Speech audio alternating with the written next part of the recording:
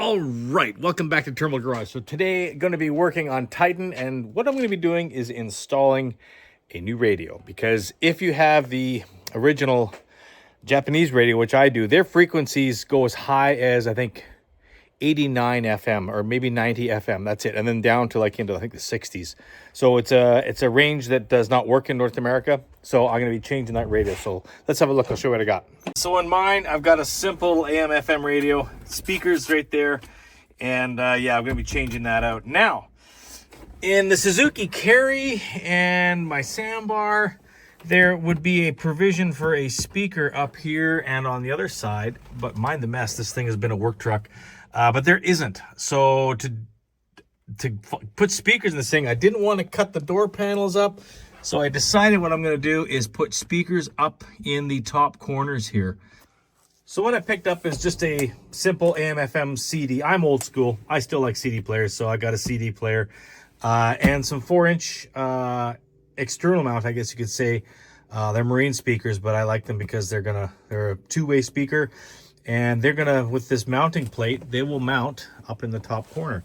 Now, these are cheap Amazon things. You know, you can pick them up on Amazon cheap. I didn't want to spend a bunch of money, and I'm happy with this. So let's start by removing the old stereo. So I think the first thing I gotta do is pull, looks like this plastic around here is just held on, but it's behind here. So I've already tugged on this, and this just pops off, and then you'll be able to get, I think, well, maybe not. All right, I removed this panel. It's just one screw up in this top corner and the rest just snaps off. So yeah, just one wire to disconnect from the dump switch and one from the my little amber spinning light, which is an aftermarket thing, obviously. And hopefully I can see something up in here now. All right, I have to hand it to Mitsubishi. The fit and finish with this bezel, it does pop off. There's 4 clips. But once it's in place, you could not tell that there was a gap. That's why I thought it was a molded part of the whole dash. But that's good. This just pops out. And as you can see, there are 4 clips there. And now you can get at the 4 screws to pop the radio out. And there you go. Radio's out. And there's the wire harness. Now, interestingly, there is a wire tapped into that harness. I think that is, yes, I do believe, yeah, that is for my little orange cherry that they've tapped that into there. So one thing I find interesting is the wires that are going into the back. Like, all there is power going to that thing and a memory. So solid 12 volts, a switch 12 volts, and a ground. But there's like all the wires for speaker wires connected to this thing. But there are no speaker provisions anywhere in this vehicle. Makes me wonder. I'm going to spend some time and see if I can see where these extra wires all go. No, I don't see anything, so I am going to figure out where I'm going to run my speaker wires. So this part of the cab is not a double layer. This is a single layer. Basically, if you put any sheet metal screws, you're going through right to the outside. The only spot where it's doubled up is right on here. So that's where I'm going to be mounting it, on the inside of this part of the body. And if you put your finger up in here, there's a hole, and I think that hole runs all the way down this channel, and then I can run it along here somewhere, maybe under the floor or in the center part of the console, under the floor, and up to the back of the stereo. So I'm going to remove this cover here, which is held on by 1, 2, 3, 4, 5, 6 screws, and probably, no, that's it, 6 screws. Pop this panel off and see if I can get this panel off behind the seat belt and fish a wire up.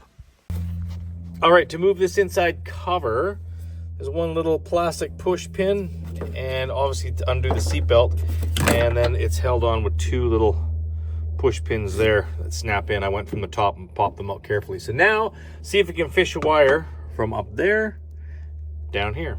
All right, I ended up pulling out the seatbelt retractor, which is easier, and used an electrical fish tape that I use for household wiring. And yes, you can see it is popped out there. So now I can hook my speaker wire up and pull it down into that void space for now. But before I do that, I'm going to mount my speaker there.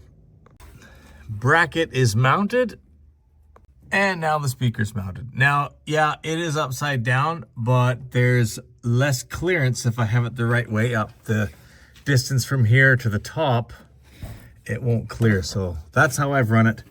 The wire is nicely tucked away. You can't even see it, and it's popped out here. So now I'll put the seat belt all back together and route the wire down through the door sill. All right, I've got the seat out so that I can get to all this, and got the other speaker mounted, and the wire, just like on the passenger side, is coming out here. So I need to get some speaker wire.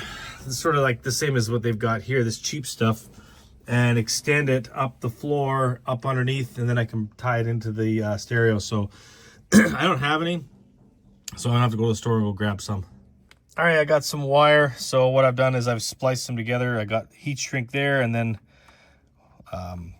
it's not spliced, but soldered those together. And then I pull the heat shrink down over both like that, everything, and heat shrink that, and that will be good.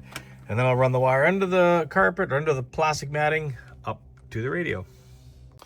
So for the stereo install, I removed the brackets off of the original radio, and I'm going to install them in there because then it's going to mount in there perfect. I think it's going to work well.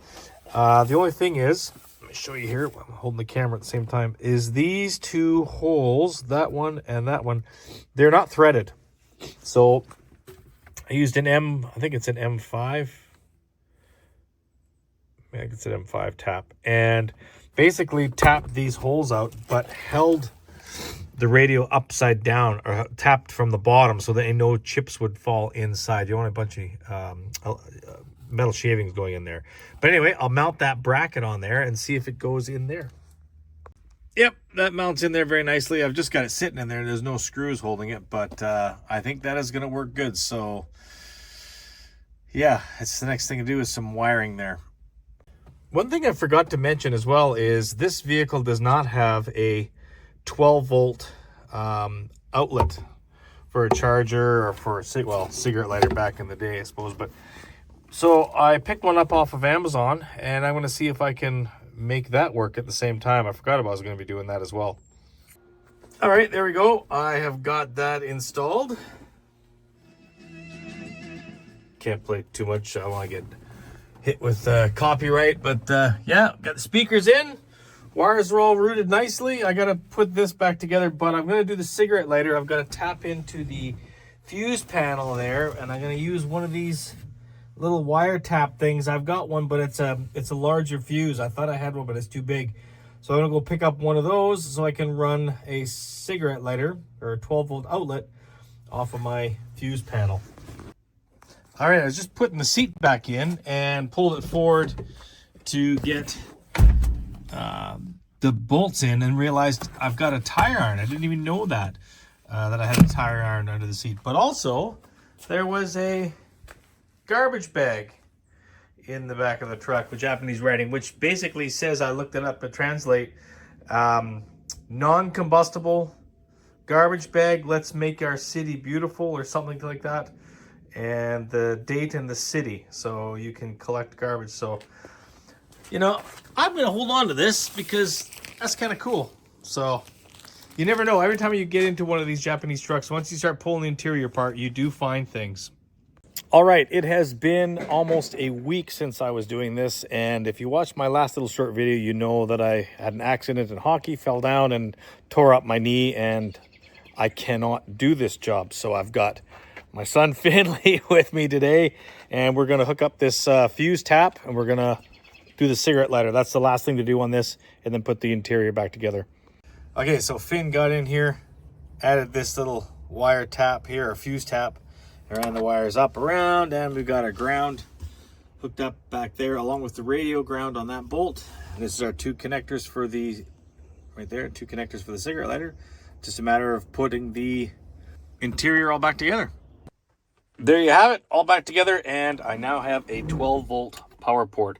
Might take this door off, this little flipped hinge door. I don't care for it. It's sideways for one thing, and yeah, that's the only way I can put it on. It wouldn't fit the other way with the pretty tight opening there, so that might come off. But got a radio, got a 12 volt outlet, and we are done.